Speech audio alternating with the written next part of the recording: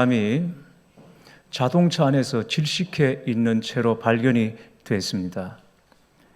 자동차 가스인 일산화탄소가 차 안으로 스며드는 것을 모른 채 문을 잠그고 잠이 들었다가 질식한 것입니다. 구조대가 출동을 해서 잠겨진 차 안에서 사람을 구해내기 위해서 결국 차 유리창을 깨고 밖으로 끌어내어 인공호흡을 시키고 응급조치를 했습니다. 구조대의 신속한 조치로 그 사람은 죽음을 면하고 다시 살게 된 것입니다. 그런데 이튿날 기가 막힌 일이 벌어졌습니다. 죽다가 살아난 이 사람이 경찰서를 찾아가서 청구서 한 장을 내밀었습니다. 그 청구서는 다름이 아니라 구조대가 자신의 목숨을 살려내기 위해 차 유리창을 깨트린 것을 수리하고 난 다음 가져온 청구서였던 것입니다. 이런 일이 과연 있을까 하시겠지만 그 이런 일이 지금 우리 안에서 일어나고 있는지 모릅니다. 죄로 인하여 죽을 수밖에 없었던 우리가 하나님의 한없는 은혜와 사랑으로 구원을 받았습니다. 아무 공로 없는 우리에게 거저 주신 은혜입니다. 그런데 그 은혜와 사랑을 깨닫지 못하고 하나님을 원망하거나 불평하고 살고 있지는 않습니까? 복 중에 최고의 복이 속죄의 은총인데 그 큰 복을 받고도 감사하지 못하고 우리들 손에는 늘 불만 목록서와 청구서만 들려있는 것이 아닙니까? 유명한 설교가요, 성경 주석가인 매튜 헨리가 어느 날 평소에 다니던 골목길에서 강도를 만났습니다. 그는 가진 것을 다 빼앗기고 맞아 피를 흘리며 겨우 집에 도착했습니다. 놀란 가족들을 안심시키고 서재로 들어가서 그는 하나님께 기도했습니다. 하나님, 저는 10여 년 동안 똑같은 골목길을 지나면서 아무 사고가 없었던 것에 감사하지 못했습니다. 그저 무사히 집에 돌아온다는 것이 당연한 일이라 여겼기에 감사가 없었습니다. 주님, 저의 무지를 용서해 주시고 이제부터 그 골목길을 지나 집으로 돌아올 때마다 감사하는 여생이 되게 해 주옵소서라고 기도했다고 합니다. 때로는 지루함을 느낄 정도로 평범한 삶이 바로 하나님께서 우리에게 주시는 은혜요, 기적이라는 사실을 깨달을 때 우리는 하나님께 감사할 수 있습니다. 그래서 사도 바울은 범사에 감사하라고 권면하는 것입니다. 오늘 우리가 함께 본 시편 23편은 너무나 유명한 다윗의 노래입니다. 다윗은 여기서 자신의 과거, 현재, 미래의 모든 은혜를 다 합하여 내 잔이 넘치나이다 라고 노래하고 있습니다. 그러나 다윗이 시편 23편을 쓸 때 그는 결코 한가한 중에 이 시를 쓴 것이 아닙니다. 이 시편의 배경에는 말로 형용할 수 없는 아픔과 고난과 긴장이 있었습니다. 그 중에서 가장 혹독한 것은 사울로부터 받는 위협이었습니다. 다윗은 언제 사울에게 잡혀 죽을지 모르는 긴장의 연속 가운데 살았습니다. 단 하루도, 아니 한시도 마음을 놓을 수가 없었습니다. 거기다 사울의 위협을 넘고 나니 이번에는 아들 압살롬이 반역을 일으켜 도망쳐야 하는 신세가 되었습니다. 그 지경에 백성들 보기에 너무 부끄러워 머리를 풀어 얼굴을 가리고 눈물을 흘리며 도망을 쳐야 했습니다. 곁에서 저주하는 소리를 들으면서도 단 한 번 손도 쓰지 못하는 처지가 된 것입니다. 그러고도 인생은 첩첩산중이었고 고난은 파도처럼 연이어 그를 덮쳤습니다. 그래서 나온 고백이 4절, 내가 사망의 음침한 골짜기로 다닐지라도 라는 표현입니다. 사망의 음침한 골짜기, 이 한마디가 다윗이 처한 현실을 그대로 말해줍니다. 정말이지 죽음과 같은 현실이었던 것이죠. 그러나 사망의 음침한 골짜기로 다닐지라도 해받음을 그는 결코 두려워하지 않는다고 또한 고백합니다. 왜 그렇습니까? 하나님께서 목자가 되어주시기 때문입니다. 다윗은 한 마리 어린 양이었습니다. 아무런 자구책도 없고 대비책도 없고 보책도 없는 그야말로 힘없는 어린 양이었습니다. 그런데도 그는 안심하고 들판에 들어 누웠습니다. 장소가 좋아서 누운 것이 아니라 거기 목자가 지키고 있었기 때문에 그는 들판에 들어 누운 것입니다. 그런 까닭에 시편 23편은 하나님만 목자로 섬기며 산 성도가 받은 복을 간증하는 노래이기도 한 것입니다. 다윗은 자신이 기대한 것보다, 자신이 노력한 것보다 하나님의 은혜는 언제나 크고 놀랍다는 것을 알았습니다. 다윗은 분명 우리가 본받아야 할 믿음의 선진이지만 죄와 허물도 많은 사람이었습니다. 밧세바 사건 하나만 봐도 얼마나 죄질이 악합니까? 그런데도 하나님께서는 여전히 그에게 복을 주시는 것입니다. 복만 주십니까? 하나님께서는 다윗의 머리에 기름을 부으셨습니다. 이것은 하나님께서 다윗을 이스라엘의 왕으로 기름 부으셨다는 의미이기도 하지만 하나님께서 베푸신 잔치 자리에서 그를 최고의 고객으로 대우해 주셨다는 뜻이기도 합니다. 고대에는 귀족들이나 왕족이 잔치를 열 때 귀한 손님들에게 머리와 수염에 향기로운 기름을 발라 주었습니다. 다윗이 기름으로 내 머리에 바르셨으니 라고 한 것은 하나님은 자신을 놀라울 정도로 존귀하게 여기셨고 축복하셨다는 것을 은유적으로 표현하는 것입니다. 스스로 돌아보면 부끄럽고 죄스러운 것뿐인데도 불구하고 주님이 주신 은혜는 언제나 분에 넘치는 복이었습니다. 그래서 내 잔이 넘치나이다 라고 고백하는 것입니다. 그런데 알고 보면 이것은 다윗의 이야기가 아닙니다. 바로 우리의 이야기입니다. 사도 바울도 회방자요, 핍박자요, 포행자였고 죄인의 괴수였는데 긍휼을 입어 구원을 받았고 더 나아가 사도의 직분까지 받지 않았습니까? 주의 은혜가 어찌 다윗에게 바울에게만 임했겠습니까? 이 은혜가 우리에게도 풍성히 임하고 넘치고 있음을 여러분 믿으시기를 바랍니다.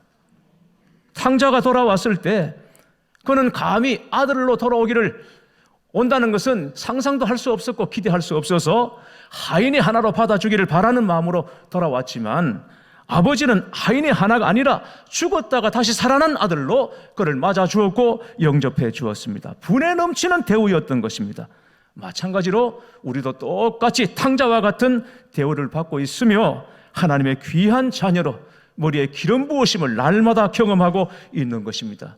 믿으시면 아멘 하시기를 바랍니다. 이런 복을 받는데 우리가 한 일이 무엇입니까? 하나님을 위해 우리가 뭘 했다고는 하나 그 수고가 감히 자랑이 되겠습니까? 우리가 하나님을 위해 며칠이나 밤잠을 못 잤습니까? 무슨 핍박을 받았습니까? 무슨 욕을 받았습니까? 또 우리가 나름대로 기도하며 산다고 하지만 기도를 하면 얼마나 합니까? 기도한 만큼 은혜를 입는다고 하면 오늘 우리 사는 꼴이 어떻겠습니까? 그럼에도 불구하고 하나님께서는 우리에게 이 넘치는 은혜를 부어주시는데 우리는 감히 그 이유를 알지 못합니다. 그래서 우리가 이 자리에서 할 수 있는 것은 다만 내 잔이 넘치나이다 라고 고백할 뿐인 것입니다. 고대 근동에서 잔치를 베푸는 주인은 잔을 가득 채워서 손님에게 주인의 마음을 표현했습니다. 잔이 가득 차 있는 손님은 자신이 환영받고 있다 그렇게 믿어도 좋았습니다. 반면에 잔이 빈 채로 채워지지 않으면 주인이 이제 그만 갔으면 좋겠다라는 뜻을 넌저시 드러내는 것으로 눈치를 채고 자리를 떠야 했습니다. 그러나 주인이 진짜 좋아서 그를 붙들고 있고 싶으면, 그와 함께 그 잔치를 즐기고 싶으면 계속 잔을 채우는 것입니다. 넘치도록 잔을 채우는 것입니다. 누구라도 인생을 가장 괴롭히는 것 두 가지가 있다면 하나는 부족함이요, 하나는 두려움이 아닐까 생각합니다. 다윗도 그것을 느꼈습니다. 1절과 4절에 다윗은 부족함도 느꼈고 두려움도 느꼈습니다. 그러나 그 부족함이나 두려움이 다윗 인생의 결론은 아니었습니다. 오히려 그는 부족하지 않다, 두려워하지 않는다. 왜 그렇습니까? 목자이신 하나님께서 지키고 계시고 그를 도우시기 때문에 부족해도 두려워도 그것을 넘어서 부족함을 이기고 두려움을 이길 수 있다라고 고백하고 있는 것입니다. 여러분 생각해 보십시오. 바다에 사는 물고기가 혹시 이 바다의 물이 다 마르면 어떻게 하나? 그렇다면 그게 가당키나 한 일이겠습니까? 공중에 나는 새가 저 하늘에 내가 날아다닐 공간이 없으면 어떻게 하지? 그렇게 염려하는 새가 있겠습니까? 우리가 주님을 믿는다고 하면서도 여전히 염려 가운데, 두려움 가운데, 걱정 가운데 빠져 있다면 하나님께서는 새를 보라고, 물고기를 보라고 그렇게 말씀하지 않으시겠습니까? 사도 바울도 이런 문제로 두려워한 적이 있지 않았을까 궁금한 적이 있었습니다.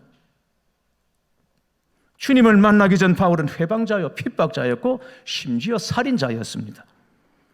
그는 믿는 자들을 격려하러 다닌 것이 아니라 잡아 죽이려고 돌아다녔습니다.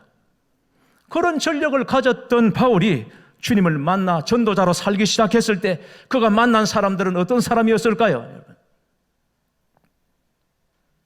바울 자신 때문에 가족을 잃은 사람들, 자식을 잃고 부모를 잃은 사람들이 그 전도 대상자 중에 있지 않았겠습니까?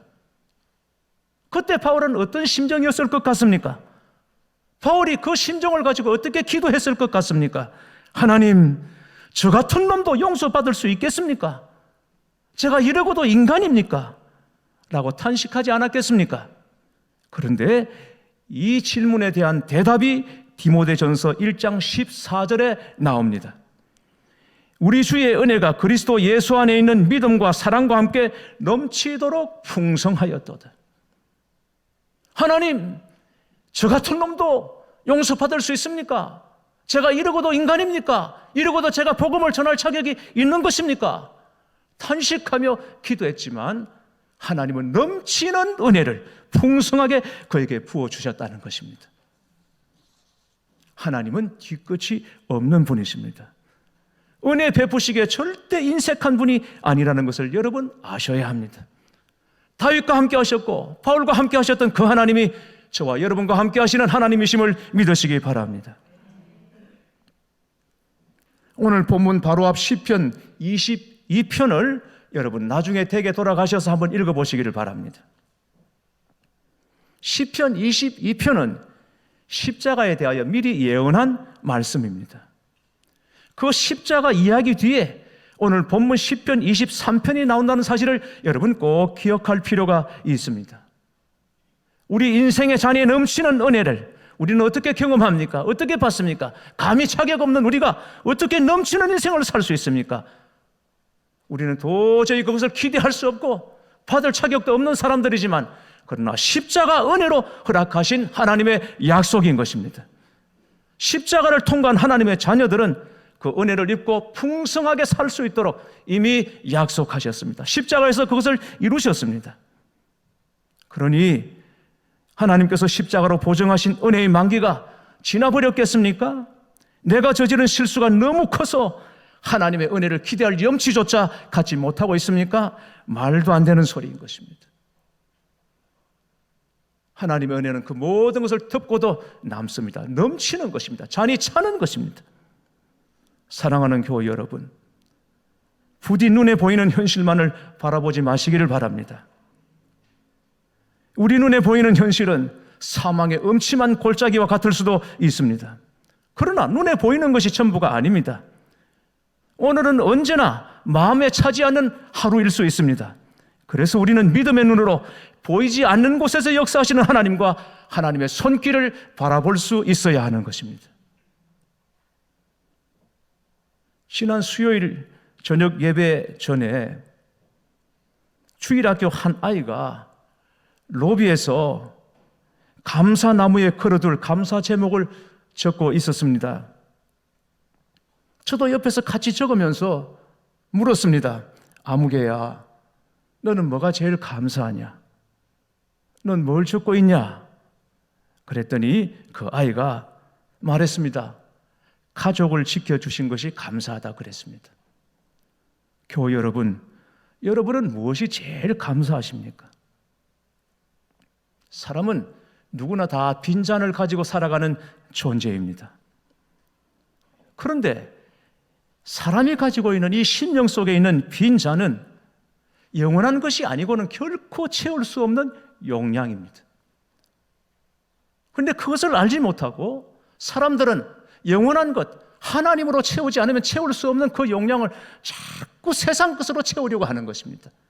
그래서 허무하고 허탈하고 공허하고 더덥고 갈수록 힘들어지는 것이죠. 그토록 행복을 원하고 행복을 쫓아 전력 투구함에도 불구하고 우리 주변에 진정으로 행복해 하는 사람이 많지 않은 이유가 이 빈잔을 세상 것으로 채우려 하기 때문인 것입니다. 하나님께서 우리를 만드실 때 이 용량은, 우리 이 작은 가슴, 우리 빈잔은 세상 전부가 들어와도 채워질 수 없는 크기로 채웠고 오직 영원한 하나님으로만 채울 수 있도록 우리를 그렇게 만드신 것입니다. 하나님으로 채워야 합니다. 주님으로 채워야 합니다. 없어지지 않을 영원한 것으로 채워야 합니다. 비록 우리가 값비싸고 화려한 잔이 아니라 할지라도, 혹은 싸구려 잔이거나 혹은 이가 빠진 잔이라 할지라도 거기 하나님으로 채워지면 넘치는 인생을 사는 줄 믿으시기를 바랍니다. 우리 영혼의 빈잔을 감사로 채우시고 더 많은 감사 조건도로 채우셔서 여러분들도 다윗과 같이 내 잔이 넘치나이다 라고 고백할 수 있는 인생 사시기를 주님의 이름으로 축원합니다.